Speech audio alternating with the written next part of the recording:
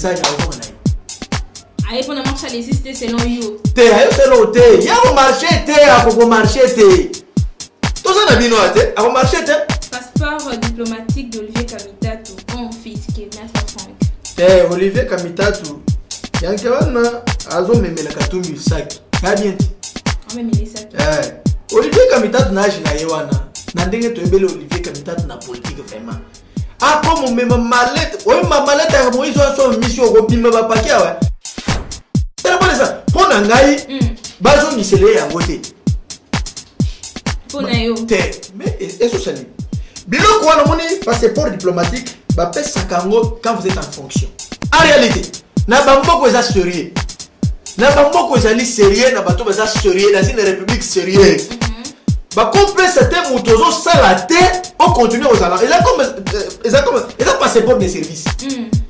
Passeport de service au kokyo kendete au quotidien au cas parce que l'avantage c'est pour dire c'est que ça. Mais dire ça bah du kaka yango batambola nango besere bango na statut des anciens présidents et puis bah yimo kabwe ke ndene Kabila azoka avantage na même statut wana na bango be bazana avantage et puis ba pesi bango yena libote na ye azwa ka voyage moko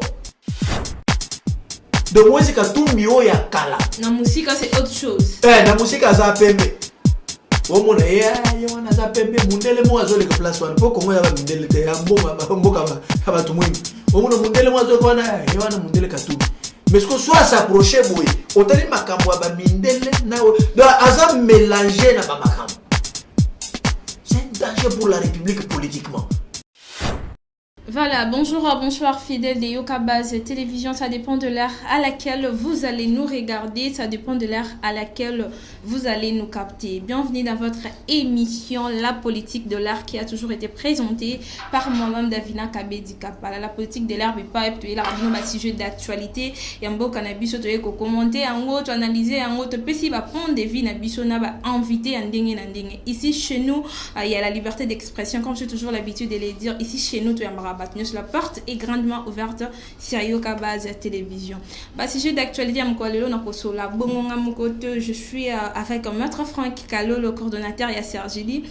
Et Sali Mikole Bele, bon, mon aguette sur Yoka Base Télévision, Temelelot au Kangi, pour parler avec lui à sujet d'actualité, Yambo Canabiso, Nake bon, on peut ça Maître Franck, bonjour et bienvenue.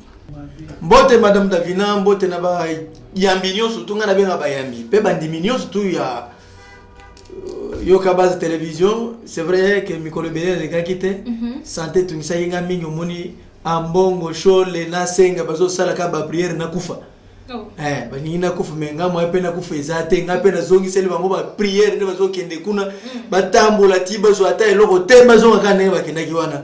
Donc bayimbo kana zongi nazali en forme pour na pesa bino sango na mukolo le loboko yoka en direct ya Yoka Base Télévision ngayeyo donc ba prière no stu ya ba show le wana ezinga tena bambongo nabiki. Voilà, Maître Franck, pour ne pas tarder, donc il m'a demandé un sujet d'actualité. Moïse Katumbi est arrivé à Kinshasa pour entamer des consultations avec de différents partenaires. Lors de son arrivée à Kinshasa, Moïse Katumbi a été malmené et brutalisé par les agents de GAM, selon ses proches. Commentaire Moïse Katumbi ayo talande babilo kuna yeo atika kiomoni ya za commerçant ayo consultation ayo consulter ba dépôt moni ba dépôt na ye na ba biodi tout ça watu nga mutu na zo répondre biloko ayo sala mais ya et puis on sort 4 jours te au moins 2-3 jours azongine yako ka kichasa te ayo ka te pour ba dépense à 3 pe mamboze belé ye Moïse ayo talande ba biodi na ye ayo talande ba carton na ye ayo talande ba mamune ba faire ne mususu ayo tamula na ina Kinshasa la capitale ba congolais nous surtout mais ayo tala so bien ensemble bon azana combien de députés pour ba député ba se ba kabwana déjà oui bien ayo tane ba faire na ye ayo tamula na ni papa lo ba malmené na DG mais pas non écoutez il faut éviter cette histoire. Moïse ye aye a comme un aéroport deuxième temps nous so komi kuna deuxième ne orientaka mutu po ye babiskeni ya ovanda ye aza officialité c'est un individu comme moi ninga za place na mutu ye aza coordinateur ya aza président ensemble na aza coordinateur ya Sergili donc to ko kenete to kenena na salon d'honneur non allez-y d'ici que mon tournoi soit au côté avant de place one. Asa officiel. Alors, il y a qui est dans salle d'honneur, salon d'honneur avant de place one. On l'oriente seulement que nous pensons, ne façon malmener moutouana. C'est la façon de. A bungi nenzela ba orienté d'ici ka akoki kokoto moni aéroport ya Luano na we yanji de keseni. Ils ont des aéroports. Luano ezana ba makamuna bango, a pe ezana makamuna ngo. Donc ba orienté ka ke de place, o ba bete film, ba bete lote, ba c'est le mote.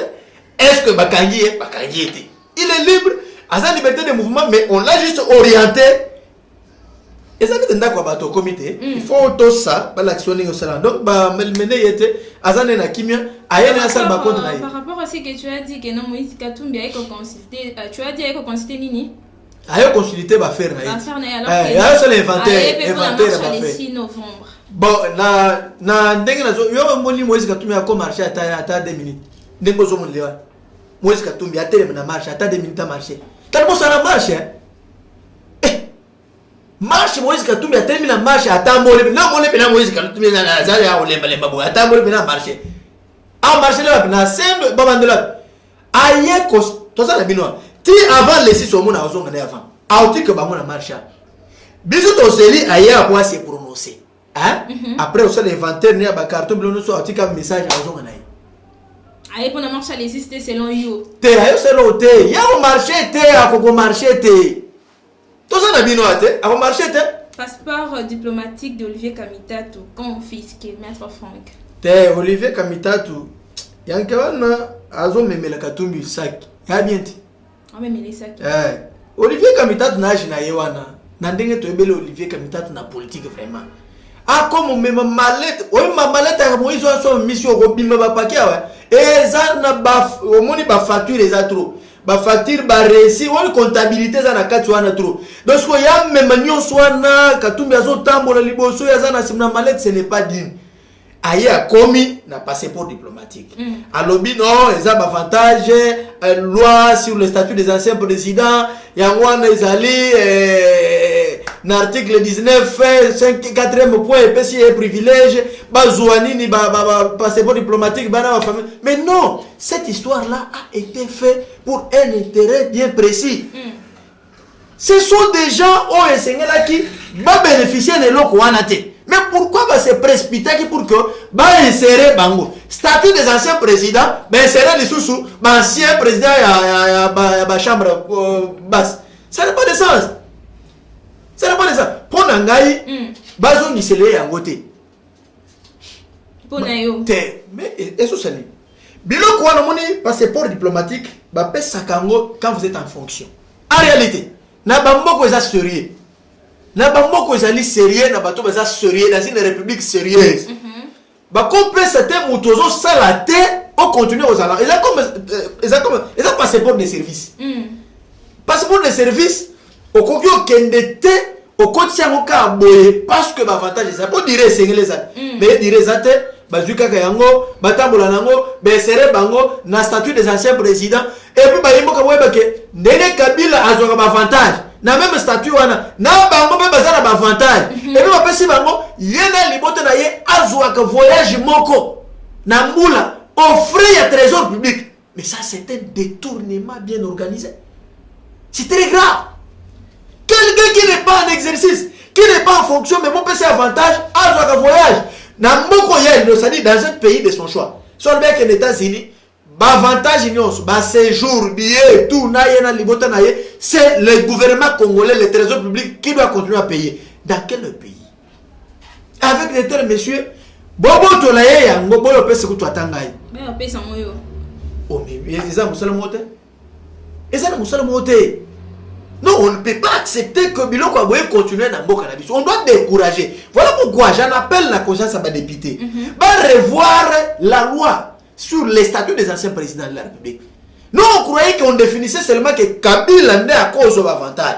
Mais quand vous arrivez là-bas, ceux qui ont été au pays au Kanda, maman, Bachiba la bazana ngwe. Tiba muzitu, bazana avantage. Toi la bazana avantage, na façon ils se sont organisés. En quoi ils aiment la République? Ils sont là pour piller la République. Une façon de les décourager, c'est de ravir aussi de tels passeports. Ce même muzitu aye na bobo tolaye. Yelungelo kabaye na botola ye. So bozana bisiko ya bombe bon pesi biso to tchango na Sergili, on fait un procès contre ces gens parce que mongo zo bimowana on détruit pas Congolais pendant que la République on doit souffrir miso les athées mais bango zo ambongo bazo tchango wana wa. Biso yo tika bango na mboko. Voilà, très bien dit, maître. Atika la comme malette na ye à la place one et c'est honteux. Olivier Kamitatou ne peut pas être derrière Moïse Katumbi. Moïse Katumbi a ça la politique par accident. Moïse Katumbi a un mboko na mission moko.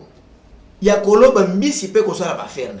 C'était ça sa mission en RDC. Mais se retrouva qui gouverneur. Non mais attention. Mais je me pose la question. D'ailleurs, bateau va commissaire gouverneur, il faut en faire un procès. Un jour donc bon va procès na kati mboko.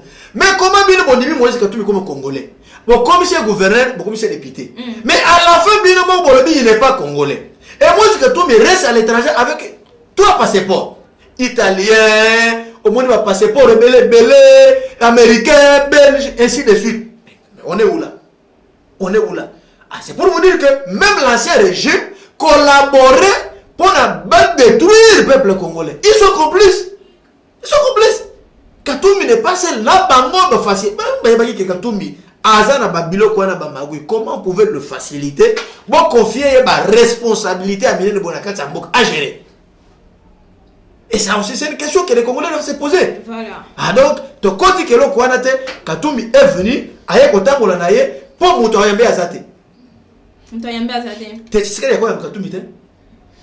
À quoi il y a Mayete? Ah, ça va constater. La yebisi yo Katumbi nenga yewana, aye hôtel makamuna ye ba faire na ye. Ateli ba piodi, aye peut-être qu'on négocie ne ba bateau de pêche ye place wana, ce que coûte na ministre ya pêche, élevage pas solo là, comment ba coach en location, ba travailler quoi oui ça va. Mais on a une sacrée ba qu'est-ce qu'il a laissé là?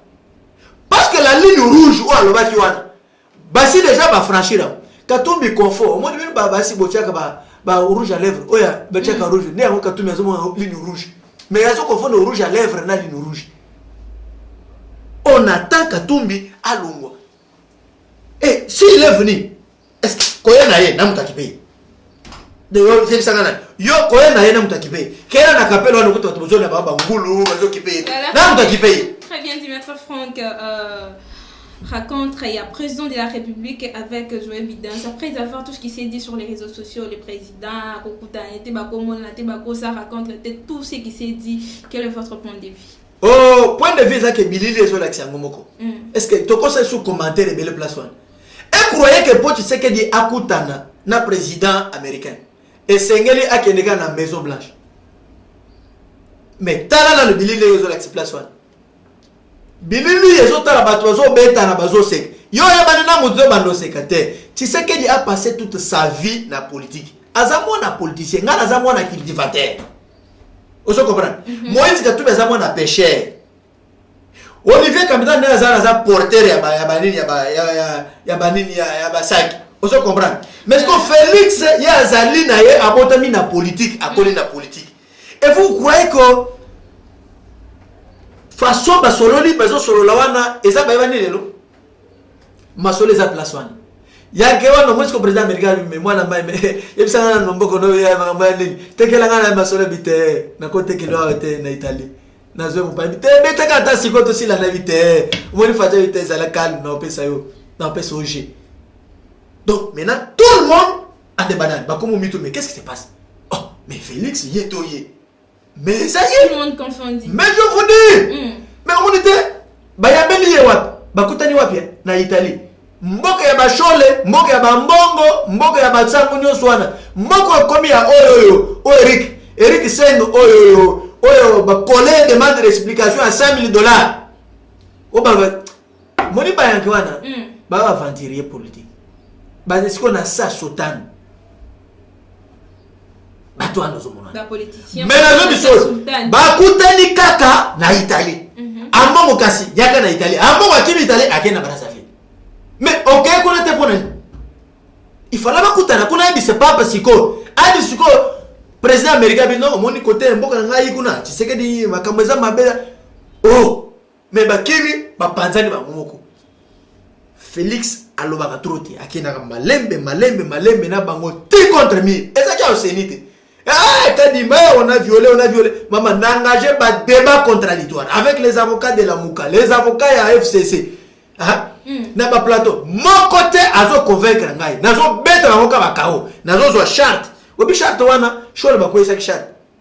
Abe chole. Na otam le kana boulevard mon mutu mo chole. Mutu ko plaque ko ya ma be chole. Na tala ba document ko ina. Le côté on était charte. Nazo charte. Oh, obi bato wana baza mystique. Pour nani ba zo charte wana ba brandir en monter na réseaux sociaux. C'est la première question ba congolais. Nyos soki ba komeli Félix Mukanda c'est chef de l'État. Avant comme elaye ba se batani yango na réseaux sociaux. Mais charte ya oui confession religieuse. Ba bateli yango koleka na communion. Pourquoi? Parce que il savait que la vérité est là qui soki congolais ne choisit charte avec la vérité. Il fallait mentir aux Congolais. Ndé et aventure au monde et c'est le place one. Mais par rapport à côté comme il y a cardinal nakati les cardinal Frédélin bon azaki bon ya koyamba malobi et pas président ya Brazzaville. Azo le kambongo parce que hier azo regretté oui bien bongo. Problème bongo ezamoko. Ambongo a regretté. Mosengo a profité awa tango azalaki gratuité à seulement azalaki té. Les parents ont payé $700, $1000, $500 et tout console. Ambongo a eu avantage non soana. Akutani nango bakati yango na gratuité la cinéma. Il le regrette. Ah, qu'est-ce qui se passe? Il faut qu'on a pas mourir. Oh, gratuité la cinéma ici mbate. Lundi yango. Bas syndical. Au monde akité nango la note. Fumée blanche et bimi. Amon maza kote. Moto azo ke le susu bango azate. Bato na bazana nicolaïsme. Saint-Esprit c'est kimi bango. Nous on a besoin de tambola. Moi je croyais que toi na kasi baza bato ensemble. Il faut évoquer la situation socio-politique. Il y a RDC. Voilà les ennemis de la République de Bambongo na bato nyoswa. Comment vous quittez la République pour aller on dit le Congo toza sous-traitance et à l'Occident? Non, absolument pas. Si réellement on est indépendant. Mais restons dans notre pays. Prouvez combien vous êtes indépendant. Si réellement Dieu loge dans leurs poches, la Bible, si réellement on est livré, il n'applique pas l'évangile, la parole de Dieu. Si réellement ils étaient de Dieu, pourquoi ne pas implorer le même Dieu là que changement de condition de vie est à la âme? Et vous allez aux Occidentaux là-bas, vous allez voir Mundele là, dirigeant. Abbé Blaise Kanda de Mboujima, si vous n'aimez pas la critique, ne faites pas la politique. Mais voilà. Non. On critique, on est calme. On est calme. On aime les critiques. Un tout politique doit accepter de critiquer. Mais dans le monde, mais s'il y a un problème, Naza Kozongi c'est la paix à Bekan. Abbé Blaise Kanda a comprendre la paix. Bango Bazaba Sango. Dès lors que Bazu consensus c'était, pourquoi Bandima qui était échec? Pourquoi ils n'ont pas accepté l'échec? Parce que Nakata charte na bango l'article 8. On se comprend. L'article 8, na 10e point. Ils ont reconnaître la démocratie. Parce que ça a 13 points. Il y a la crainte de Dieu, il y a la tolérance, il y a le respect mutuel, et dans tout ça. Pourquoi on va reconnaître la montée? Pour sur l'article 17, il y a chaque bango point D. Et l'objet qui consensus est athée. Bon, qu'il y a un vote transparent. Élection en 2023, situation politique de l'heure au milieu des échanges entre Moïse Katumbi et Mike Hammer. Moïse Katumbi, il a l'okaka kasa la base. Lui en tant que commerçant, a na batunion surtout pour négocier le marché. Mais en 2023, il y aura élection. Moïse Katumbi n'a ni député provincial ni chef d'État. Et s'il s'est mis à aller aux élections, il sera battu. Ni député ni chef d'État. Mais même chose, pas pour non, je vais te dire, pas au cas postuler la présidence de la République. Je l'ai dit en connaissance des causes. À le cas postuler la présidence de la République. Et la présidence de la République sera battue lamentablement. Et la conséquence c'est quoi? De l'autre côté, on nous dit que non, Moïse Katumbi attaque Congolais. Et de l'autre côté, Aria Susko postule. Non mais la émission comme c'est déjà Congolais par Félix. Mais ça n'a respecté, ça reconnaissant. Moïse Katumbi était en exil, non? Qui l'a fait venir au pays ici? Ce n'est pas le chef de l'État Félix Antoine Tshisekedi qui l'a fait venir. Qui a ordonné à ce que va octroyer un passeport? Nan. Soyez quand même. Est-ce que l'histoire école même sur le côté d'Amboko? Nani Moutou a Sengaki va payer Moïse Katumbi passeport. Et c'est le chef de l'État actuel Félix Antoine Tshisekedi. N'est-ce pas Moïse Amando Souka Nakasumbale Senanga Mokono? soit il y a comme il ningi eto ni rodi babi rodi aso nini banda kozangi c'est à côté passeport même quand l'électeur azaki na moté mais la reconnaissance à un moment là ce qui mutu pas za mutema malamu ça appelle mabe donc bandimi oyambi aligna comme gourmand politique est-ce qu'avec un tel monsieur on peut lui faire crédit quelqu'un qui t'a facilité Moïse a sérieux Moïse a un triomphal lorsque bazo luka candidat commun de l'opposition Moïse Katumbi batono basangani bandima que Félix ne yazali balongo ba kei Genève. Qu'est-ce qu'il a dit? Moi je vais te soutenir. Si réellement il était sérieux dans l'engagement et crédible, ba komi kuna malgré et que ba misusu ba changer qui hein ba bimisi li chombe na bango Fayulu. Ba bimisi Fayulu. Li chombe na bango. Li chombe politique. Ali chombe politique. C'est-à-dire abimaki kaka boye inattendu. Li chombe wana bakesa. Na lobby azali chombe politique. Na FCC. Non, quand expliquer on a tant qu'on va comment il place wana. Si réellement lui était sérieux dans les engagements, conséquence c'est les années. Aligné qui soutenir Fachi. Ma soutenir qui était à quel anga mususu avec un tel monsieur est-ce que beaucoup ça les crédit? Non. Donc tout le monde il faut ça la kaka ceux qui ont pembeni na yo même en avenir na biso Moïse aleki na il faut ka botel parce qu'il n'est pas sérieux dans les engagements. Il n'est pas sérieux dans les engagements. Ça crédibilité dans l'engagement. Avec un tel monsieur Kanisi atala yena bilio sali. C'est le mot. Congolais accepter que Moïse Katumbi a dirigé biso. Mais akoyiba nyonso.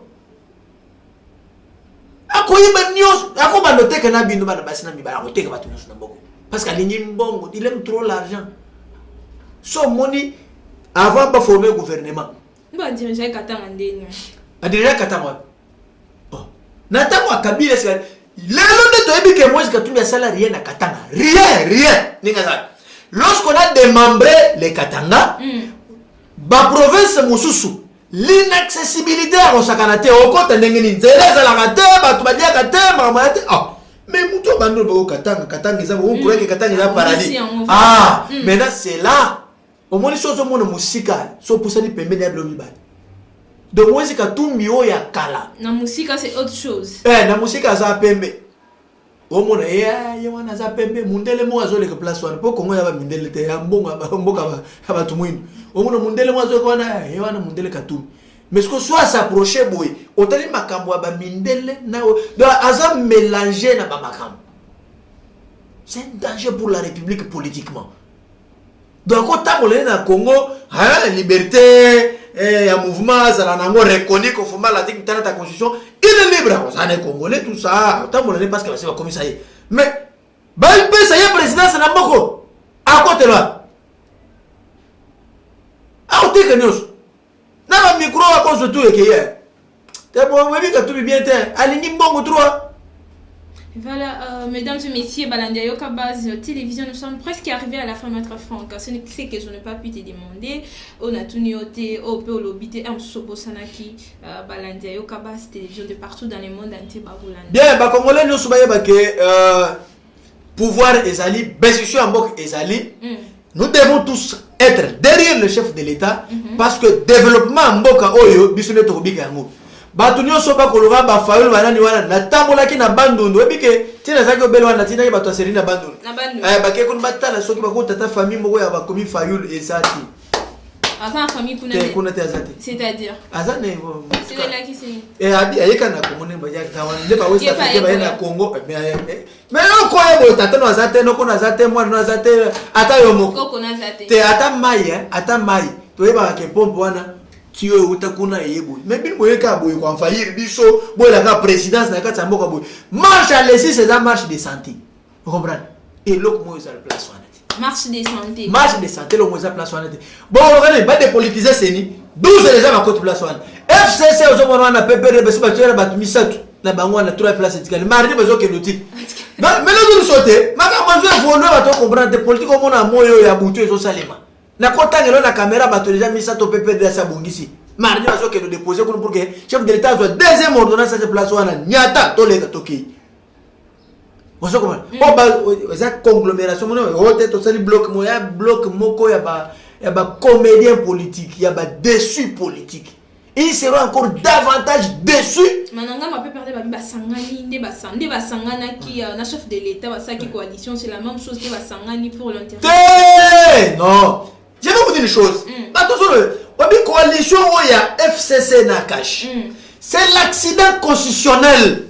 La constitution dit ceci, que ceux qui ont obimi nanga monabino obimi chef de l'état et que aux années la majorité parlementaire la majorité parlementaire c'est premier ministre. C'est un accident constitutionnel. C'est un accident constitutionnel. Alors, il ne pouvait rien faire. Et le chef de l'État, rappelez-vous, en décembre, lorsqu'il a fait un discours il y a 6 minutes, il a dit quoi? Alors, aucun accord politique ne peut primer sur l'intérêt du peuple congolais. C'est pourquoi ceux qui ont côté au Tamola le dit, le salut du peuple est là, le suprême. C'est de vous dire quoi? Que peuple né à l'équignon, accord. Voilà pourquoi, tant accord à FCC, bango que bango, bazo sala pour l'intérêt na bango, intérêt peuple les athées, conséquences c'est quoi? Boakis. Fayoul n'a pas Kabila Babatouakala. D'ailleurs, si Fayoul était sérieux, pour Katou Midana Kabila Babatouakala, ensemble. Si Fayoul était sérieux, il ne pouvait pas encore aller là-bas. Quel est le bilan aujourd'hui où Kabila va présenter dans les Congolais? Le bilan. Si ce n'est que Baliwa, dans chaque famille, il n'y a que des morts de plaie. Surtout ça, des statistiques, il y a ma famille, Nyonso, Kabila, Baboma. Et Kabila, coalisé dans Bango. Est-ce que vous aimez le peuple ou vous êtes ennemi du peuple? Très bien dit, nous sommes arrivés à la fin. Je ne sais pas, votre numéro de téléphone. Merci beaucoup. Nazongi bayemboka. Nazongi sous na yoka base. L'homme sur nos ala ba prière ba mbongo no so sakina daye. Na daye te. Ba monde kutu ba komika koluka mbongo ya ba chantier ba sa loana ngana saka ka. Ozo comprendre. Bazola la pongite. Chole, okaza ngana daye. Na lokota ki charte na talande na ko manula leo. Na konyonga ka charte no ka wana ka. Biso na bino kana charte wana. Plus 243 81 999 76 65 plus 243 81 999 76 65 wa numéro na biso na show le pe benga so na olo kutu ba émission contradictoire na ko lo ba te pas benga o show le abenga na jour ko na boya mbaye chose vraie on a biso show la numéro na ngati like biso oh show la numéro na ngai abenga na boya mbaye like biso mais sérieux. Ezali, mais où est la télévision? C'est bien té. Voilà, mais comment à la fin. Zamba déjà ça tika ba moi ça sur. Bazala ba tono to na bazaka. Balungo la ka sultana ba kote na politique. Voilà. Ozo comprendre ba kote na politique. Shola la kana 5 ko. Kuna mbetu na place one. Et puis shola na za on dirait électricien. Aboma ba minda bomela ki ba dodoka. Ah toi na batumo compliqué. Tozo le masura ngolo. Voilà, maître Franck, à la prochaine. Mesdames et messieurs, nous sommes arrivés à la fin. Je vous rappelle que Nazaki na mon amboka maître Franck Kalolo azali bongo coordonnateur ya Sergeli na plateau na biso ya Yoka Base télévision. Autre ebaki bongo betani masolo ya ba sujet ya actualité ya mboka na biso. Moi je vous dis abonnez-vous massivement sur Yoka Base télévision. C'est une façon pour vous de nous soutenir et commenter parce que ba commentaire na bino ya tous en besoin pour plus se perfectionner encore plus na musala oyo Davina Kabedi. Retrouvez-moi à la prochaine avec les mêmes plaisirs.